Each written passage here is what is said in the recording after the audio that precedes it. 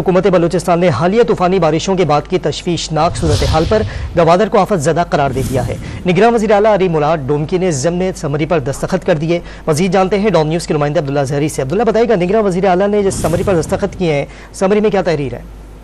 जी बिल्कुल, निगरान वज़ीर आला बलूचिस्तान ने गवादर में मौसलाधार बारिशों की सूरत को मद्देनजर रखते हुए गवादर शहर में इमरजेंसी नाफिज करते हुए एक असम्बली पे दस्तखत किए, जिसमें PDMA commissioner Gwadar, deputy commissioner Gwadar समेत दीगर अदारों को फौरी तौर पर हिदायत जारी की गई है कि गवादर में जो सूरत हाल बारिशों के बाद तूफानी जो सूरत हाल बन चुकी है, वहाँ पे फौरी तौर पर इमदादी कार्रवाइयाँ शुरू की जाए। और इस हवाले से PDMA को खुसूसी हिदायत जारी की गई कि वो इमदादी कार्रवाइयों के बाद गवादर शहर का मुकम्मल सर्वे करके शहरियों के अमलाक का नुकसान का जो जायजा रिपोर्ट है वो फौरी तौर पर वज़ीर आला सेक्रेटरी को भिजवा दे, ताकि शहरियों के जो नुकसान है उनका अजाला हो सके।